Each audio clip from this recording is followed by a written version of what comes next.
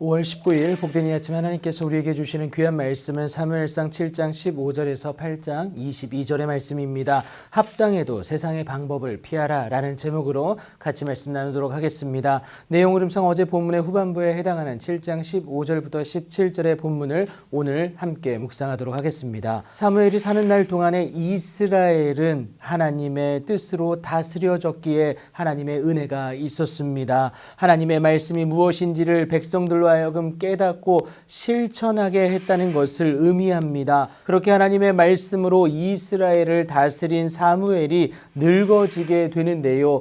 그의 아들들을 사사로 삼게 됩니다. 유엘과 아비야입니다. 안타깝게도 그들은 자기 아버지의 행위를 따르지 않게 됩니다. 마치 엘리의 아들들과 같았다라는 거예요. 자신들의 이익에 따라 뇌물을 받고 판결을 굽게 하고 맙니다. 가만히 있을 수만은 없었던 이스라엘의 모든 장로가 모여서 라마에 있는 사무엘에게 나아가서 그에게 이르는 것이 보소서, 당신은 늙고 당신의 아들들의 행위가 당신을 따르지 아니하니 모든 나라와 같이 우리에게 왕을 세워 우리를 다스리게 하소서라고 요구하게 됩니다. 하지만 이들의 요구에 사무엘이 그것을 기뻐하지 아니하는데요. 그렇다고 마냥 거부할 수도 없는 것이 자신들의 아들들로 인함이지 않았습니까? 자기가 봤던 엘리의 잘못이 자신에게서도 드러나고 있는 겁니다. 그래서 사무엘은 여호와께 기도합니다. 모든 상황에서 인간적 사고의 결정은 항상 허점이 있을 수밖에 없습니다.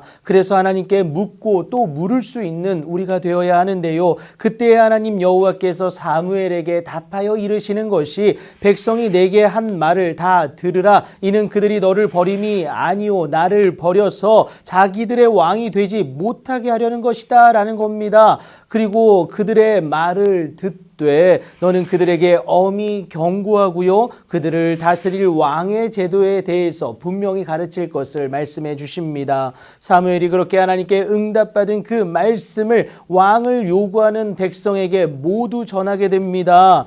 그렇게 그들을 다스릴 왕의 제도에 대해서 사무엘이 오늘 본문 11절부터 17절에 이르기까지 말해주고 있습니다. 결국 왕을 가짐으로 인해 잃는 것이 너무 많다는 것을 우리가 알 수가 있습니다. 더 많이 소유하기 위해 세상에 왕을 요구했습니다. 그런데 오히려 상실입니다. 이 때문에 하나님은 사무엘을 통하여 왕을 가지려는 자는 결국 그의 종이 될 수밖에 없음을 경고하고 계세요. 종노릇을 해야 왕을 소유할 수 있기 때문에 그렇습니다. 결국 자신의 탐욕이 중심된 모습이다라는 거예요. 무엇보다 안타까운 것은 하나님을 왕으로서 상실한 자의 부르짖음을 하나님이 외면하시는데 여호와께서 너희에게 응답하지 아니하실 것을 사무엘이 전하게 됩니다. 그럼에도 이들은 하나님이 아닌 세상의 왕을 선택함으로 끈질기게 요구합니다.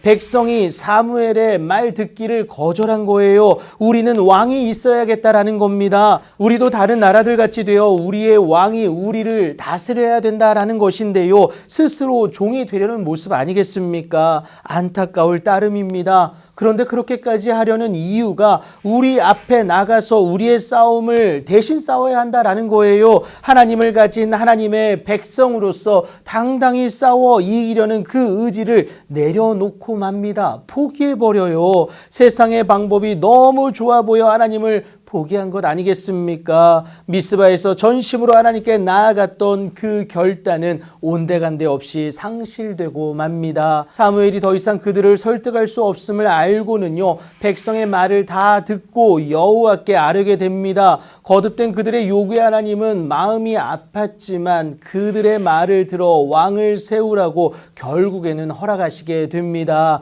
결코 기쁨의 허락이 아니에요. 어찌할 수 없는 허락입니다.